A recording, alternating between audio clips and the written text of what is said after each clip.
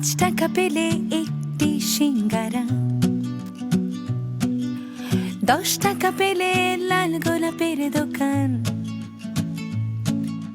খাতার ভাঁজে লুকোনো হিসেব, কত দূরে গুনে রাখা স্বপ্নধাম। আমরাই তো মিডল ক্লাস, ফুটপাতের শোকেসে মুখ, হিসেবে সব ভালোবাসা, তবু মনের ভেতর দুঃখ। রঙের সানগ্লাসে কেউ আমাদের চোখ খুঁজে পায় না, কেউ এসে কানে কানে বলে দেয় আমরা মিডল ক্লাস, আমরা মিডল ক্লাস। শেষ পর্যন্ত আসার সাহস করতে পারলে। ভাইয়া এটা সাহস নাকি দুঃসাহস আমি না আসলে বুঝতেছি না। প্রেম টেম করতেছিস নাকি? বিয়ে করতে হবে? ভাইয়া তুমি না কি যে বলো। কেন, প্রেম কি খারাপ জিনিস নাকি? কি আনছো নিশি? আমার পার্সোনাল একটা জিনিস আছে। ও তো দেখি পার্সোনাল জিনিসটা। আপনার কেন দেখা লাগবে? তুমি কাঁদতেছো কি হয়েছে?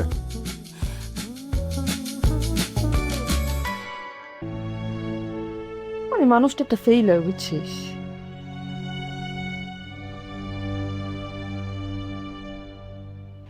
যার জন্য এতগুলো ভুল করছি, এত অপেক্ষা করছি,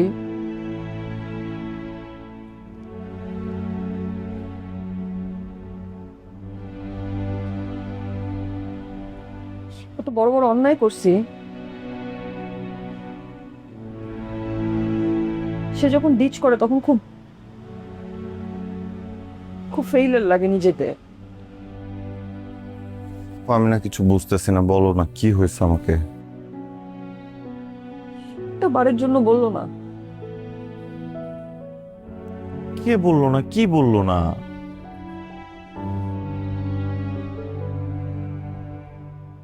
আমার মাথা কাজ করতেছে না। বলো কি হয়েছে?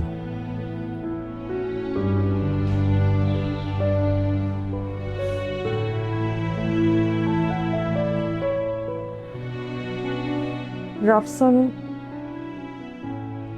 রাফসান বিয়ে করে ফেলছে।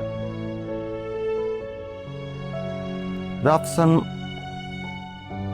বাসার নিচে এসে তুই চিন্তা কর, মানে ওর ফুল ফ্যামিলি রাজি হইলো, বললো দেখতে আসবে, আমাদের বিয়ের কথা আগাবে, হঠাৎ করে কিছু একটা হলো, ওনারা কেউ আসলেন না। আমি তো প্রথমেই বলছিলাম ও একটা 2 নাম্বার।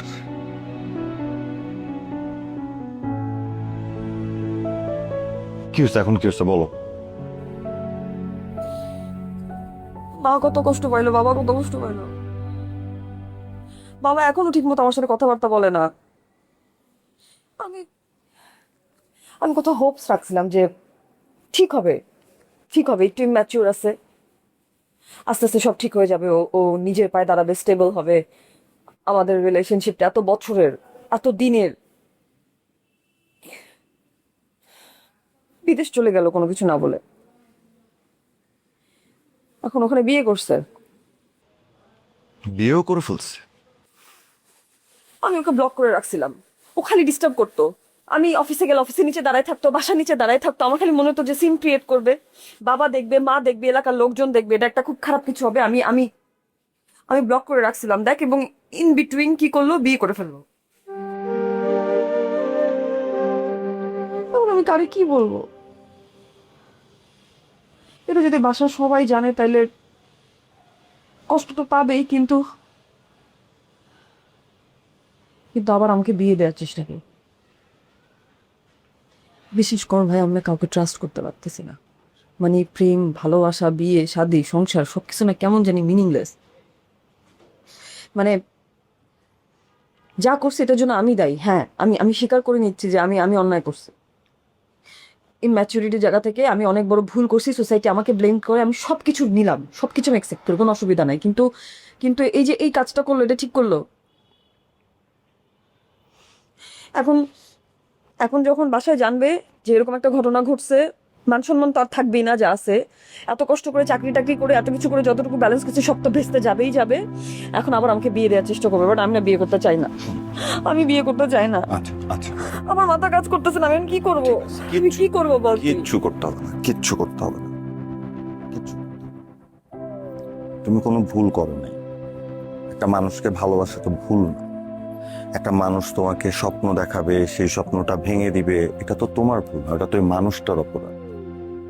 আর যে মানুষটা তোমাকে মানে এত প্রায়োরিটি দিল, তোমার অফিসের নিচে যে দাঁড়ায়, বাসার নিচে এসে দাঁড়ায়, তোমাকে দেখতে আসে, সেই মানুষটাই আবার 2 দিন পর বিদেশ চলে গিয়ে বিয়ে করে ফেললো।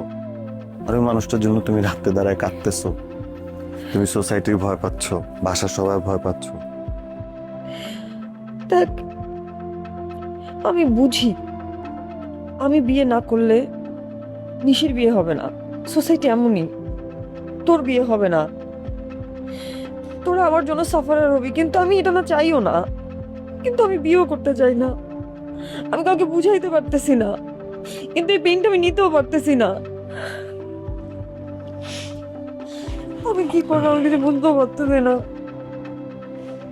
এই যে গিট্টুটা আমার জন্যই লেগে থাকে অলওয়েজ এই ফ্যামিলিতে,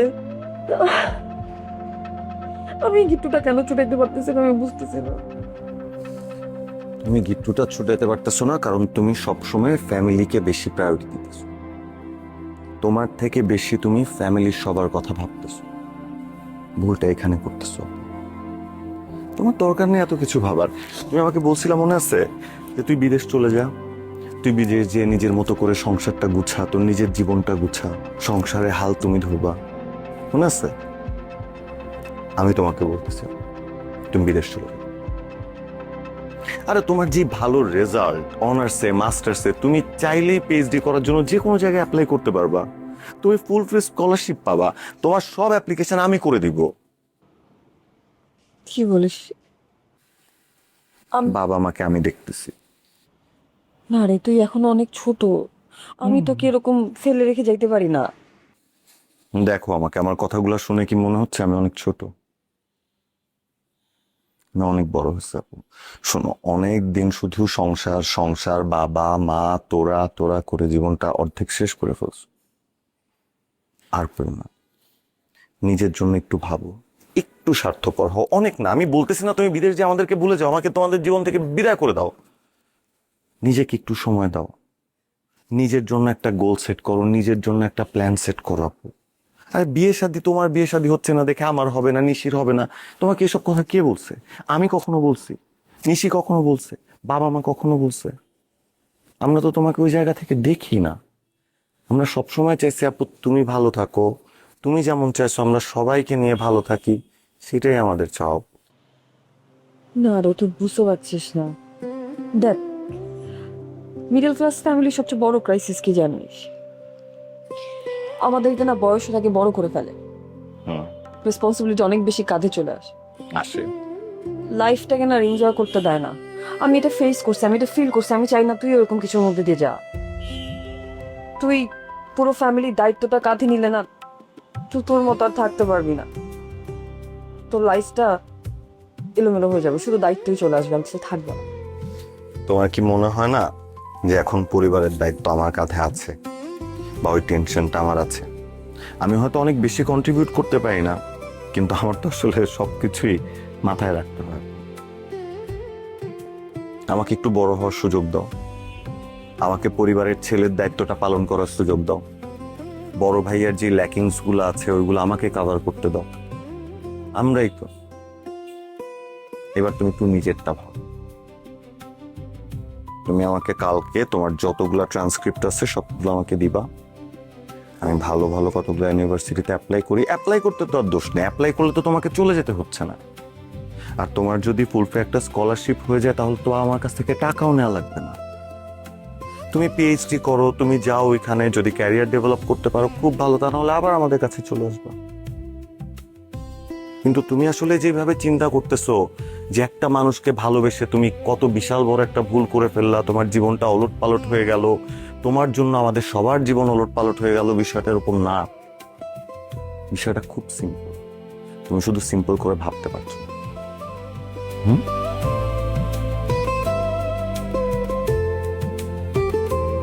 মন খারাপ কর না।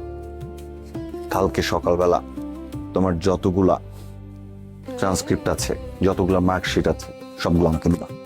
ওকে?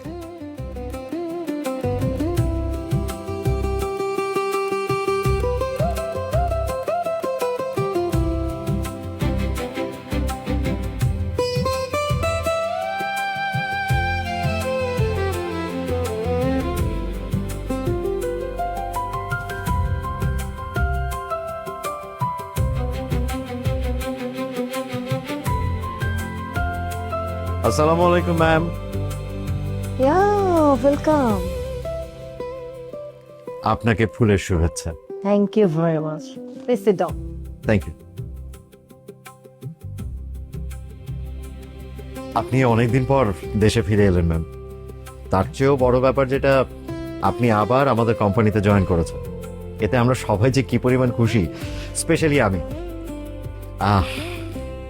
আসলে আমাদের ব্যবসায় কিছুদিন একটু মন্দা যাচ্ছে, কিন্তু আপনি চলে আসায় সবচেয়ে আশার ব্যাপার যেটা হচ্ছে, এখন আমরা ঘুরে দাঁড়াতে পারবো। আপনি যে কি বলেন, প্রথমে আপনাকে অনেক থ্যাঙ্কস আমাকে এরকম ভাবে ওয়েলকাম করার জন্য। আর এটা কোনো বিষয় না, আমরা আশা করি খুব দ্রুত নিজেদের মতো সবকিছু গুছিয়ে ফেলতে পারবো। Okay, thank you ma'am. Most welcome. আচ্ছা আফজাল সাহেব, আপনি কি একটা ব্যাপার ভুলে গিয়েছেন? আমার তো মনে হয় আমাকে ফুল দিয়ে শুভেচ্ছা জানানোর আগে টেবিলে অন্য কিছু থাকার কথা ছিল। জি ম্যাম, আমার মনে আছে। আমি অলরেডি ফাইলগুলো নিয়ে এসেছি। আর ফাইলগুলো আমি শুরুতেই আপনাকে দিতে চেয়েছিলাম, কিন্তু পরে আবার ভাবলাম যে মানে ফাইলগুলো যদি আগেই দেই তাহলে পরিবেশটা অন্যরকম হয়ে যেতে পারে, এক ধরনের ভুল বোঝাবুঝি তৈরি হয়ে যেতে পারে। সে কারণেই আপনাকে ফুল দিয়ে শুভেচ্ছা জানালাম। এই যে ম্যাম, ফাইলগুলো এখানে আছে, এবার আপনি দেখুন। আর তারপরে যদি মনে হয় যে আপনি আমাকে বকাঝকা করবেন, আমার তাতে কোনো আপত্তি নেই। না না, আপনি এই সমস্ত কি কথা বলছেন? আমি আপনাকে কেন বকাঝকা করতে যাব? আপনি সে আমার কত পুরনো দিনের ব্যবসায়িক পার্টনার। বকাঝকা এই সমস্ত প্রফেশনাল জায়গায় হয় নাকি?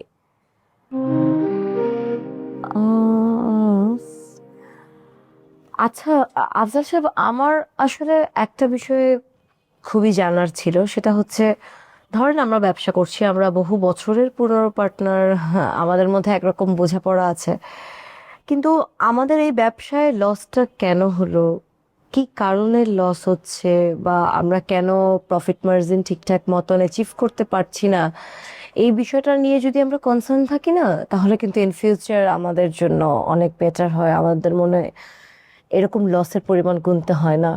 Your right ma'am. আসলে একদমই ঠিক বলেছেন। এটাই তো ব্যবসার নিয়ম, সবারই মানা উচিত। এক্স্যাক্টলি আফজাল সাহেব, আপনি আমার কথা বুঝতে পেরেছেন। আর আপনার কথা শুনে আমার আফটার আ লং টাইম অনেক রিল্যাক্স লাগলো। So I feel good. এইভাবে বলবেন না ম্যাডাম, আসলে আই ফিল অ্যাশেমড। তাহলে আমি মনে হয় না আজকে আর ফাইলগুলো চেক করছি, কারণ আজকেই মাত্র আসলাম। সবার সাথে কথা হোক, একটু আলাপ আলোচনা হোক। বেটার আমি কাল আপনার সাথে বসি, হোপফুলি আমরা এটা একটা সর্ট করতে পারবো।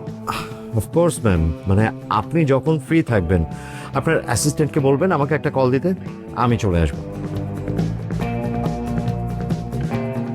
ম্যাম, আসলে ব্যবসায় তো লাভ ক্ষতি থাকবে, আর আপনি যেহেতু শুরু থেকেই আমার উপর ডিপেন্ড করেছেন, অ্যান্ড আপনি অলরেডি দেশেও চলে এসেছেন, আমার বিশ্বাস এই লস আমরা খুব বেশি দিন কন্টিনিউ করব না, খুব দ্রুতই রিকভার করতে পারবো।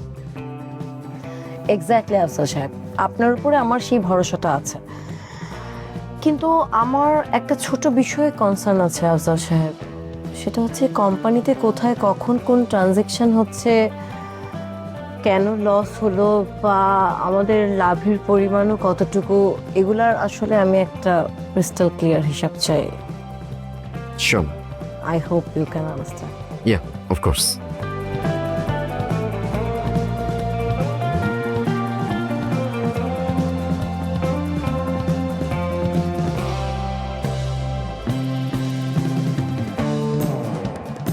ভাঙতি তো নাই।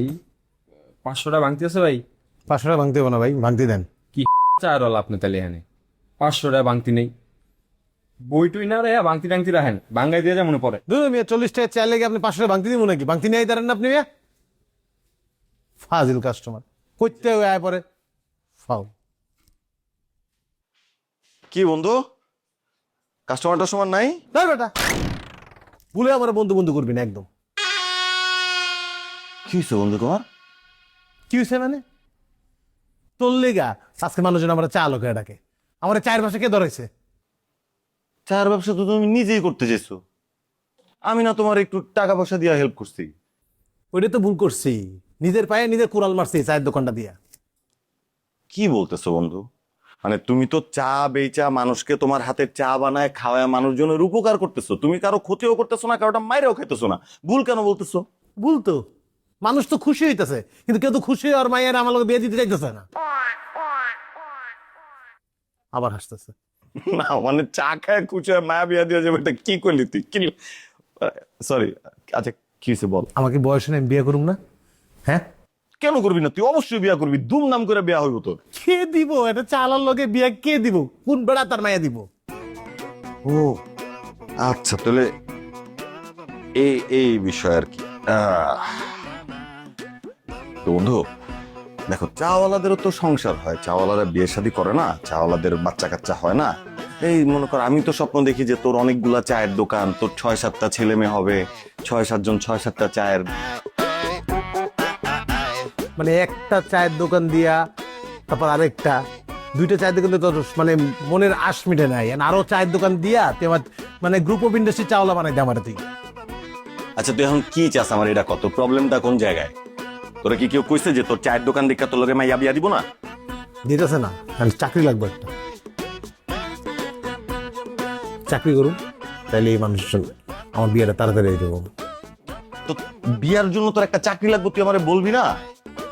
আমার তো কমন সেন্স নাই না, আমি তো একটা পাড়া, তাই না? তোর কাছে তাই মনে হয়। আমি যখন বেকার ছিলাম এই চায়ের দোকানে লেগে তুই আমার হেল্প করছিস, টাকা দিছিস, এখন একটা চাকরি দরকার, এখন আমি তোর কাছে যাবো। মানে তোর আমি আর কত জ্বালাম, তুই কত আমার বন্ধু। এই যে বলতাছো যে বন্ধু, বন্ধু থাকে কেন? বিপদে আপদে পাশে থাকার জন্যই তো থাকে। তোর চাকরি আমি দিব। আইসে তোর চাকরি আমি দেবো, নিজে করে ফ্রিল্যান্স কাজ, হ্যাঁ আমার দেবো চাকরি। বেটা এই, তুই চায়ের দোকান নয় ছোট বলে তুই কি ফ্রিল্যান্সিং ও ছোট করতেছস? তুই জানোস দেশে 3 কোটি যুবক শুধুমাত্র ফ্রিল্যান্সিং করে তাদের পরিবার চালায়? আরে বাবা সেটা তো জানি, কিন্তু আমি এটি বুঝি তুই যে কোডিং মোডিং করছ, এটি আমি পারলে কবে তোর বিশেষ পরীক্ষা দিতাম বেটা। দূর বেটা, তোর কোডিং কেন পারতে হবে?